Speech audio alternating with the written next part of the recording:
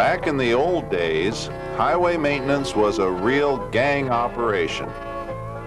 Or as a personnel specialist might say, it was a labor-intensive activity.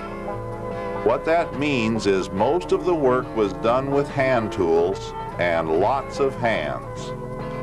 Back then when you talked horsepower, you meant horsepower, or maybe mule power. Well, luckily, things have changed a lot since then. Maintenance work has become equipment intensive. Heavy machinery has taken the place of the large road gangs. And when everything's working the way it's supposed to, you can get a lot more done in a lot less time. But when the equipment breaks down, the work comes to a stop, and you're back where you started, using your hands. The thing is, breakdowns can often be delayed or completely prevented if the operator spends just a few minutes each day looking over the equipment. Equipment problems usually don't just happen. Most of the time there are signs of trouble before it occurs. That's what preventive maintenance is all about, spotting trouble before it gets out of hand and taking the small but important steps to ensure a trouble-free day of operation. Equipment that's not out on the job working isn't worth very much. Downtime is expensive. The cost of new parts and labor for a major overhaul can easily exceed the price of a new car. But that's not all. You also have to put a value on the work that's not being done while the equipment is being repaired. So when you consider parts, plus labor, plus lost work, it really starts to add up. The department has put together a series of videotape programs on equipment operator training. The programs cover most of the major pieces of equipment we use to maintain our roads. Each program will include segments on preventive maintenance, the series of daily checks the operator should perform to make sure the equipment is in good shape.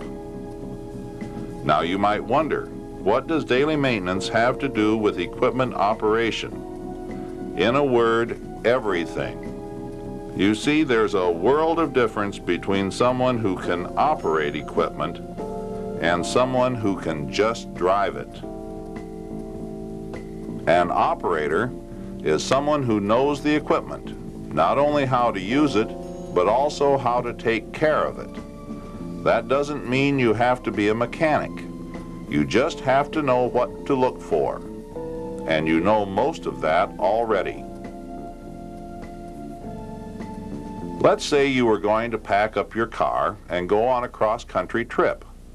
You'd want to make darn sure your car won't break down out in the middle of nowhere. The first thing you'd probably do is just walk around the car and look for obvious problems. Loose or broken parts, a puddle of water or oil under the car.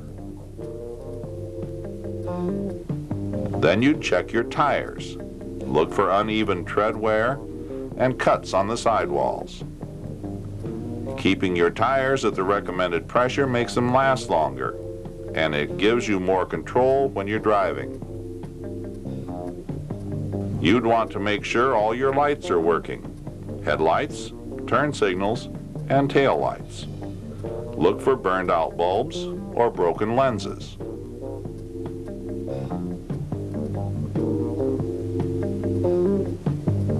Then you'd probably check under the hood.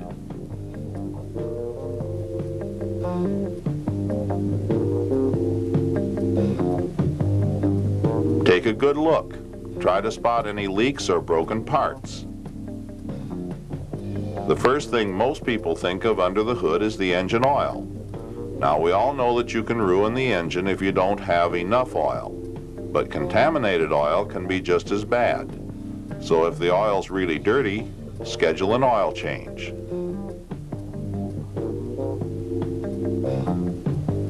Dirty air can ruin the engine too, and that makes air filters absolutely critical. Usually you can get most of the dust out of the air filter by tapping it lightly to shake it out. But if it's really clogged, it's probably time to get a new filter.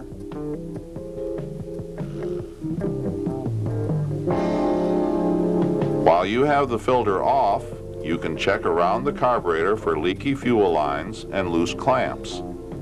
Make sure everything is nice and tight. The next check might be the coolant level. You'd want to make sure the level is at the full mark on the reservoir or about an inch from the top of the radiator. Low coolant leads to an overheated engine. Bad fan belts and hoses can also cause overheating. If they're loose, tighten them. If they're worn or cracked, get them replaced. A lot of people don't even think of their batteries. That is, until they can't get started on a cold morning. So make sure the battery is in good shape and fully charged. Keep the battery cables and terminals tight and free of corrosion. There are some more fluid levels you'd want to check, especially if you haven't checked them in a while. That would include your brake fluid, transmission fluid, and power steering fluid. If they aren't up to the right level, you're just asking for trouble. Okay, that about does it for engine checks. You're almost ready to go.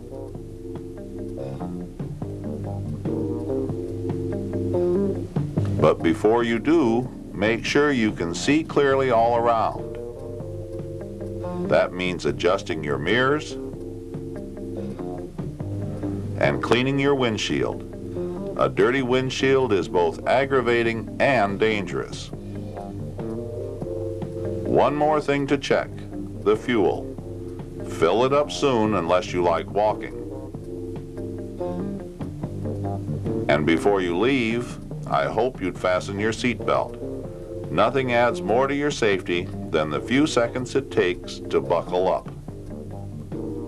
Now you can go, and you'll feel a lot more comfortable knowing the car's in good shape. But your checks shouldn't end as soon as you pull out of the driveway. In fact, they should continue throughout the day. While you drive, you need to pay attention to how well the car is running. Keep an eye on the gauges or warning lights. Look, listen, and feel for signs of trouble. If you notice anything unusual, pull off the road as soon as possible and investigate. Now, believe it or not, checking out your car before you go on a trip is a lot like checking out heavy equipment before a day's work. The whole idea is the same. Stop trouble before it stops you. The only real differences are the frequency and the number of the checks that you make. The programs you'll see in the training series will emphasize daily checks, and there are two good reasons why they are done daily. First, heavy equipment works in a tough environment.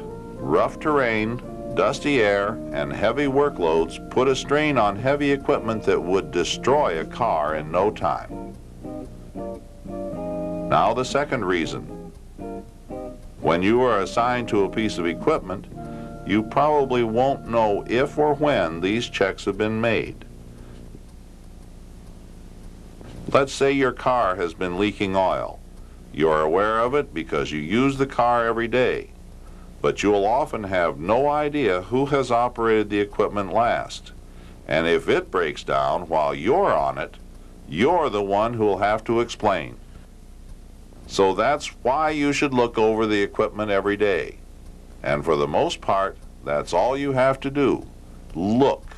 If you find something wrong, fix it yourself, or let your supervisor or a mechanic know about it.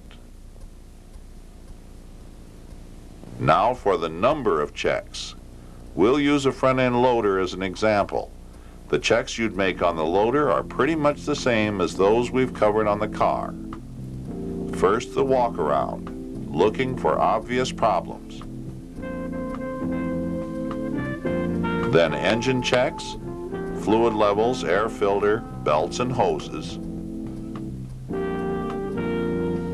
And then the little things, cleaning the glass and checking the lights.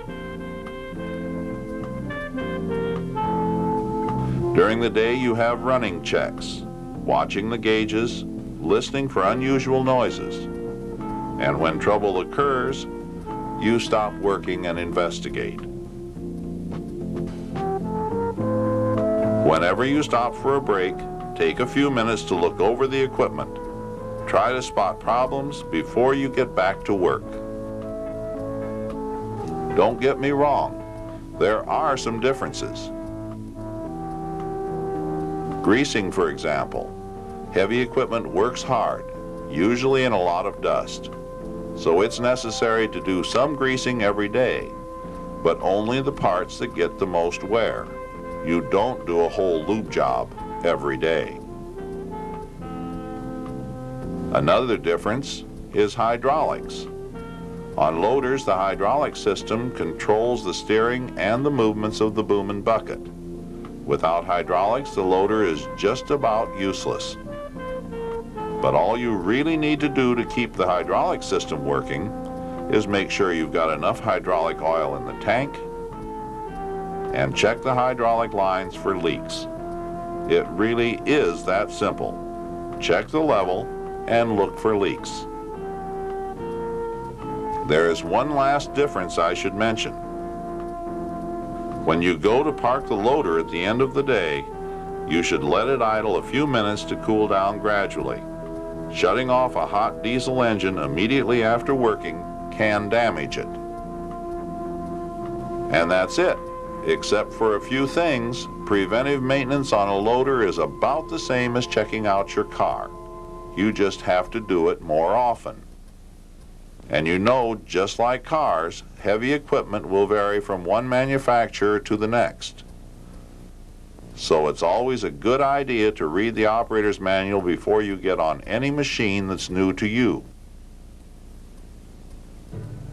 As I said earlier, you really can't separate preventive maintenance from equipment operation. To become a good operator, you have to know the equipment and be able to spot, report, and describe potential or obvious problems. So it all comes down to this. We keep the equipment in good shape,